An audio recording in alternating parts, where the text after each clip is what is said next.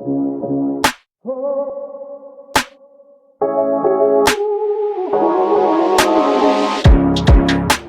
she's a gun owner, and she said, if anybody breaks into my house, they're getting shot. I'm a gun owner. Tim Walz is a gun. I did not know that.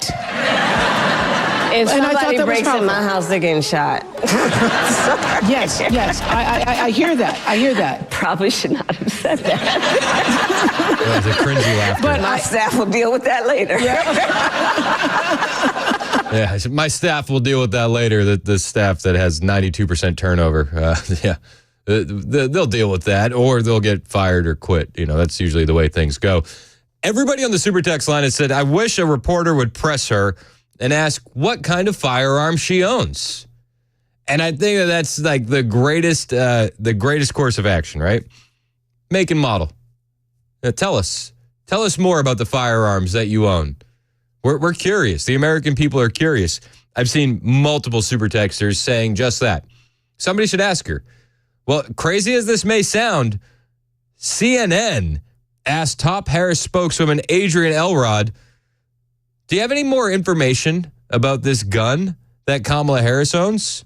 It was Jim Acosta on CNN, of all people, that raised this question. She said at one point, well, if somebody tries to break into my home, they're going to get shot. She made that comment, and then she said, well, my staff will go ahead and clean that up. You are on Kamala Harris's staff. Can you give us some more information? I'm just curious from a biographical background. What do we know about this firearm that she owns, and when did she get it? Yeah, well, look, she has made it very clear that she staunchly supports the Second Amendment. She supports strong, responsible gun ownership, and she does own a firearm. So I don't know. I can't really comment more than that. I can't really comment more than that. You can hear her squirming in her voice, and the video really shows it as well. She's like, my staff will clean that up. All right, you're her staff. Go ahead and clean it up. She owns, and when did she get it? Yeah, well, look, she has made it very clear that she staunchly supports the Second Amendment.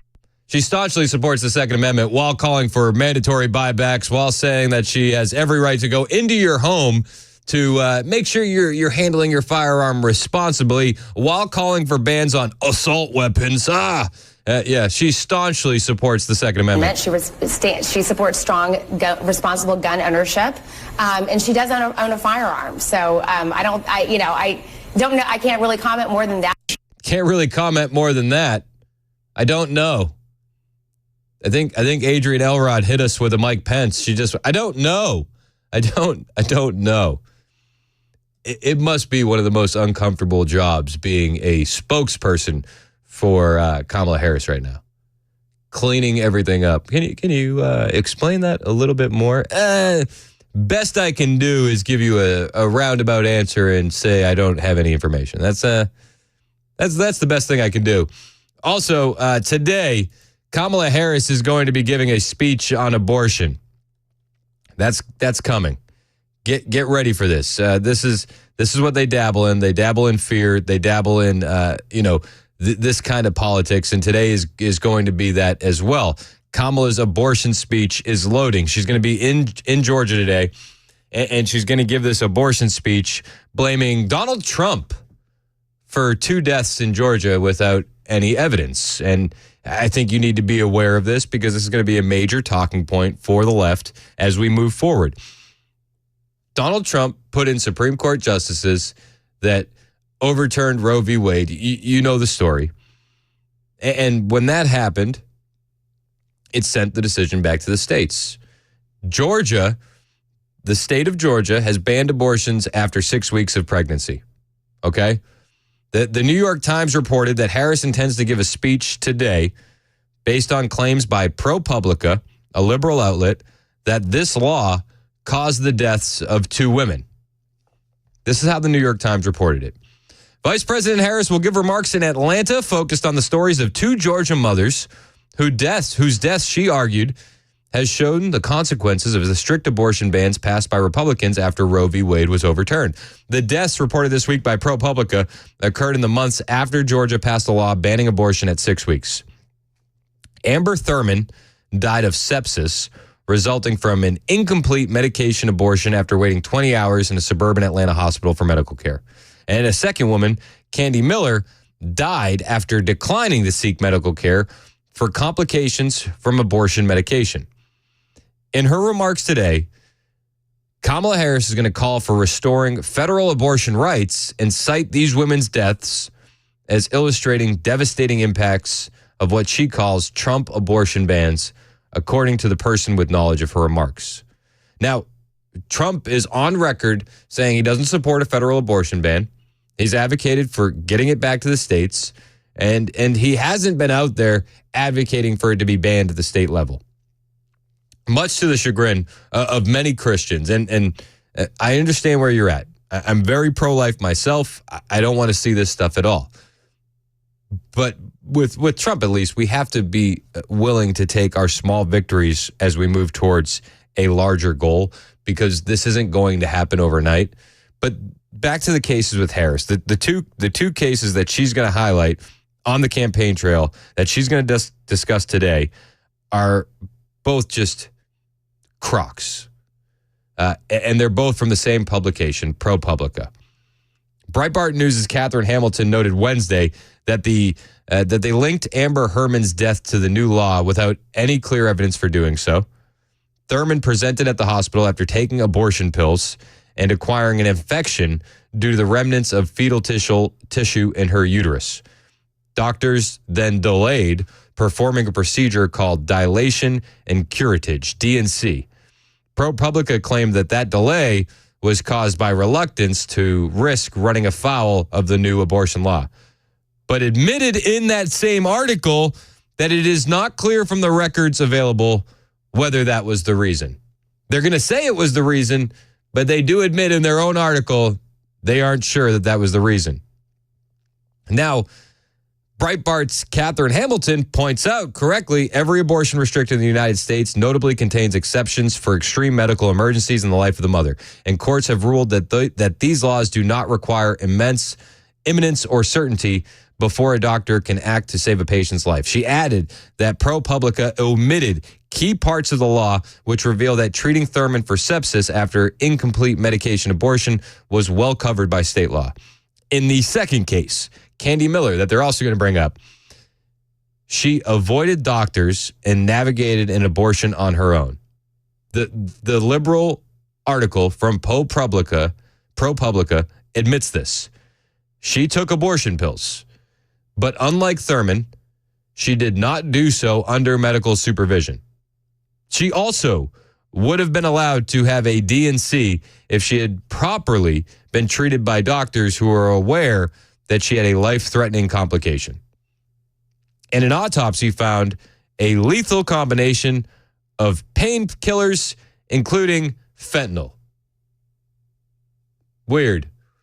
So she had fentanyl in her system, but they're going to link it to Trump abortion bans. Are you ready for these talking points? You need to be ready for these talking points, because as you go about your day, if you're encountered with this kind of stuff, you should be able to combat this.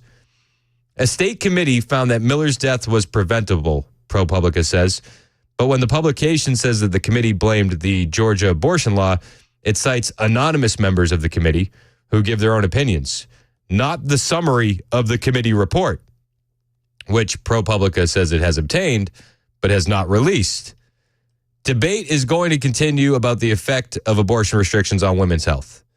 Abortion services have also been deadly in some cases, as in the case of Kermit Gosnell, who was convicted of murder in 2013 for his practices. But some argue that women will be at greater risk in these states because of these restrictions. And they're going to highlight these two cases, even though you can point to actual evidence and say, that wasn't the case. That wasn't the case at all. But don't let information get in the way of a good narrative. And we're going to see that narrative on display today with Kamala Harris in Atlanta. 100%. That's the narrative. That's what we're going to get. That's what we got last night from Kamala and Oprah. A lot of narrative, a lot of fluff. We didn't get any real information. We didn't learn anything new about Kamala Harris, and we're not going to. We're just not. We're going to get fluff. That's Kamala Harris for you. That's the left for you. This is what we're up against. This is absolutely what we're up against. So get ready. there's going to be a pro-abortion speech today in Georgia with Kamala Harris. The other thing that I just saw across the screen on CNN, do you see that they're celebrating Joe Biden holding a cabinet meeting, his first in a year? That's wild. It literally said on CNN, Joe Biden holds first cabinet meeting in over a year. What? How are you going a year without a cabinet meeting? The wild thing is, I don't think he was the one hosting it. It didn't look that way. It definitely didn't look, because someone was in there that shouldn't be, in my opinion. Sitting at the head of the table was not a member of the cabinet, as far as I know. Is that person a member of the cabinet? I'm going to look into it again, but I don't think so. Sitting at the head of the table of this cabinet meeting, the first cabinet meeting in over a year with Joe Biden, was none other than Dr. Jill. Dr. Jill was sitting at the head of the table. Joe Biden was stationed somewhere in the middle. It didn't look like he was in control of his own cabinet meeting. It actually looked like his wife was in control of the cabinet meeting. And his wife, mind you, is one of the most evil women in America. My wife would never put me through what his wife has put him through, ever. And I hope your wife would never put you through that, because what she's done is nothing short of elder abuse. And now she's running the cabinet meetings. Jill Biden is running the cabinet meetings. Yeah, I don't see anything saying that she has been announced as a member of the cabinet. Nuts. What are they doing? Yeah, he just looked like he was there for a political photo shoot, essentially. He said a little intro, and then it cut to her immediately. She has a binder laid out in front of her with a bunch of notes and whatnot to talk on stuff. You know what? You know what I would do if I was in that cabinet meeting after hearing Jill Biden talk? I would say to her, "What you just said is one of the most insanely idiotic things I have ever heard." Doesn't matter what she's saying. That's how I would respond. At no point in your rambling, incoherent response were you even close to anything that could be considered a rational thought. Everyone in this room is now dumber for having listened to it. I award you no points, and may God have mercy on your soul. Bingo. I feel like it's a long one. It's about 30 seconds. I think that could be one of our greatest hotkeys. I love that one so much. Billy Madison is a gem. That movie it just keeps on giving. But Jill Biden running a cabinet meeting. Nice. First one in a year. Wouldn't be a cabinet meeting without Dr. Jill, right? Does everybody realize that Joe Biden's not in control of the country? Do you understand that Joe Biden is not running the country? I think we all know Joe Biden's not running through the country. What Joe Biden seems to be doing to me is like a guy in your office where you got this idea that he's about to quit, and he's just burning through his PTO. You know what I mean? We've all known that guy at the office. That's what Joe feels like to me right now, because in between his trips to the beach, we get Dr. Jill hosting the first cabinet meeting in over a year. He's like, you do it. It's not a good look. I'm not feeling it. No, not a fan.